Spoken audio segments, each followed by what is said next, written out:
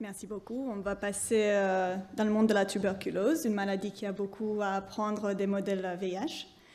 Et je vais faire la présentation en anglais.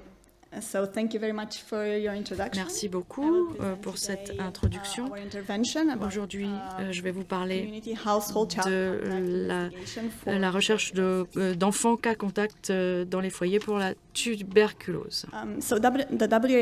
Alors, l'OMS estime qu'il y a 1,3 million d'enfants atteints de tuberculose dans le monde et que plus de 200 000 enfants sont déjà morts. Ceci représente 12% du fardeau global de la tuberculose et également 16% de la mortalité due à la tuberculose dans le monde. Donc on voit qu'il y a vraiment des gaps ici. Et pour évaluer ce gap, on estime que 58% des enfants âgés de moins de 5 ans sont sous-diagnostiqués ou sous-signalés. Et ces enfants, la plupart d'entre eux attrapent la tuberculose dans leur foyer. Donc nous recommandons un traitement préventif de la tuberculose, un TPT, dans les foyers où il y a des enfants. Et il y a plusieurs régimes. Celui dont je vais vous parler aujourd'hui, c'est 3 mois de rifampicine isoniazide en dose quotidienne. En 2022, il y avait moins de 37% des foyers contacts qui avaient reçu ce traitement préventif TPT. Et nous avons effectué cette recherche au Cameroun et en Ouganda, où on voit qu'au Cameroun, on était à 1,3% des contacts éligibles qui avaient reçu le traitement et 73% en Ouganda. Et ce sont des pourcentages qui étaient encore plus faibles lorsque nous avons mis en place nos interventions. Donc la recommandation actuelle, c'est que la personne qui a la tuberculose doive amener ses enfants contacts de son foyer dans un centre de santé pour être dépistés. Et c'est les enfants de moins de 5 ans dont on parle ici. Mais évidemment, il y a beaucoup de challenges, comme on sait. Tout d'abord, le temps, la prise de rendez-vous, la difficulté financière, etc. La distance aussi avec le centre de soins. Et puis, la stigmatisation et la révélation de la maladie. Ça, c'est toujours très, très présent dans le monde de la tuberculose. Donc, nous avons proposé une solution d'envoyer des équipes dans les foyers pour faire des dépistages de la tuberculose au sein des communautés et pour mettre en place le traitement par TPT. Donc l'objectif de ce projet, c'est de comparer la proportion d'enfants contacts dans les foyers qui ont commencé et terminé le traitement TPT entre une intervention basée sur la communauté et le modèle de prise en charge classique. Donc ça s'appelle CONTACT, cette étude pour intervention communautaire pour le traçage actif des contacts des personnes contacts à la tuberculose. C'est financé par UNITAID, par le projet CAP-TB, mené par l'Institut de recherche pour le développement de Montpellier, et il a été mis en place en Ouganda par Epicentre et au Cameroun par l'ECPAF.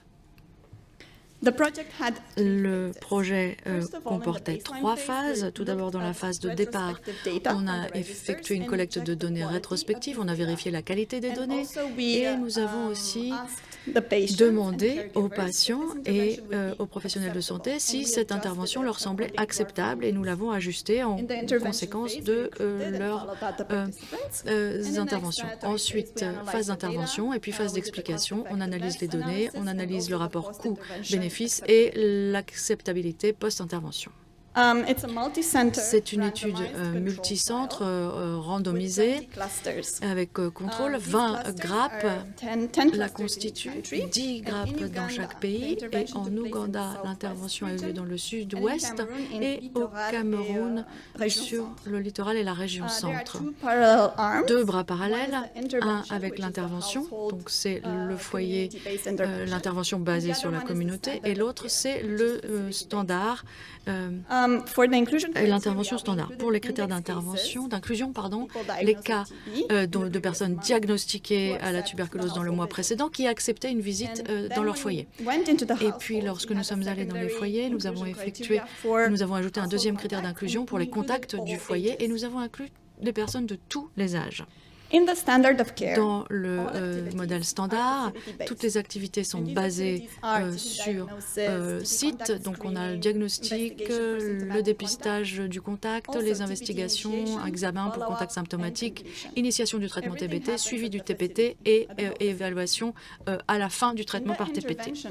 Alors, le bras d'intervention, les cas sont diagnostiqués dans le centre de santé, mais ensuite on envoie une équipe dans les foyers pour dépister tous les membres du foyer. Donc on dépiste, on cherche les symptômes de la tuberculose et puis des signes critiques dans le cas où on a des enfants qui présentent des signes critiques importants. Dans ce cas-là, il faut les envoyer pour un examen de santé complet et on propose aussi un test de tuberculose à tout le monde. S'il y a des symptômes, les contacts du foyer sont envoyés dans le centre de santé pour les examens qui y seront disponibles. Et cette visite est effectuée par des travailleurs de santé communautaire et ce travailleur de santé communautaire ensuite identifie un contact, le contact qui va avoir besoin du traitement TPT.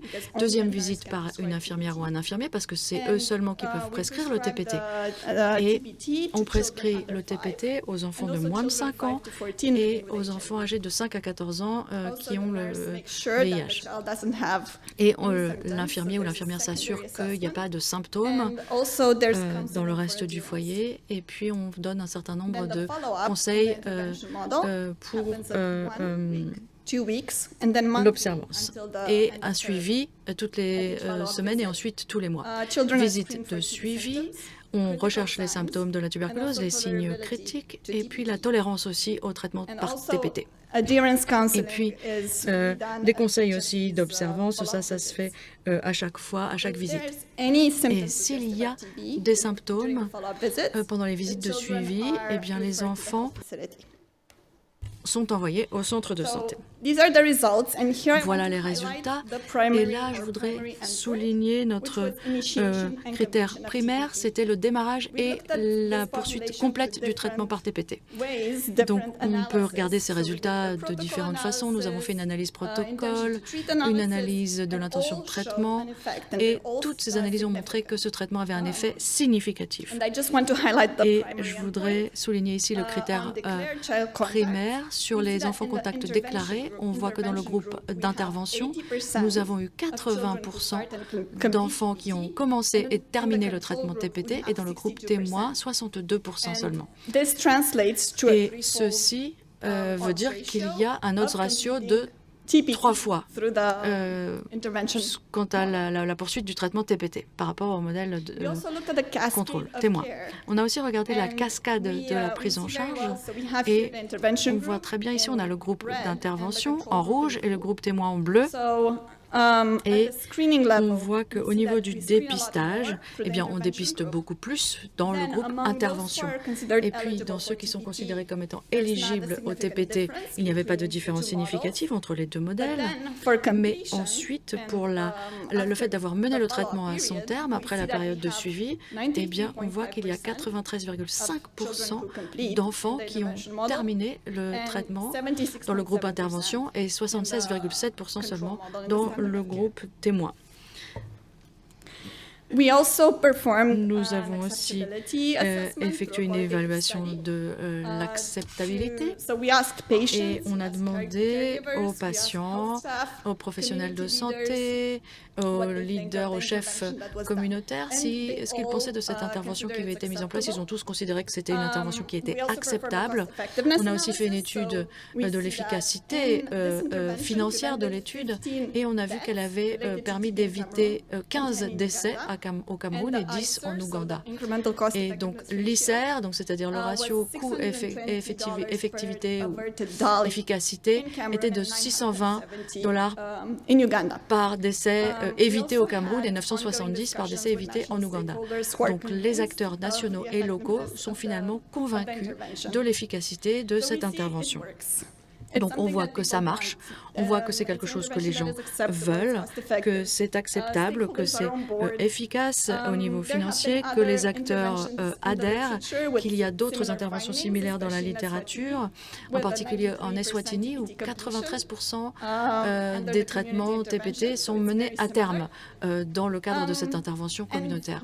Donc c'est les mêmes résultats dans les mêmes ordres de grandeur. Donc évidemment, la question maintenant qui se pose, c'est comment financer ces activités à long terme terme. Ce n'était pas l'objet de notre étude, mais c'est la question que je vous pose et pour laquelle je n'ai pas la réponse.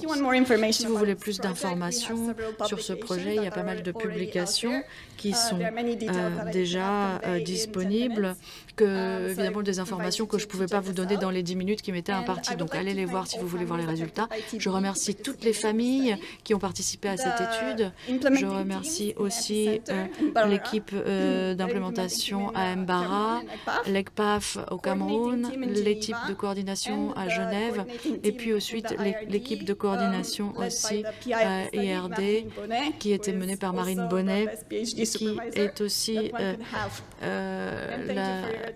mon superviseur de mon doctorat, et je vous remercie de m'avoir écouté. Je vous remercie de votre attention.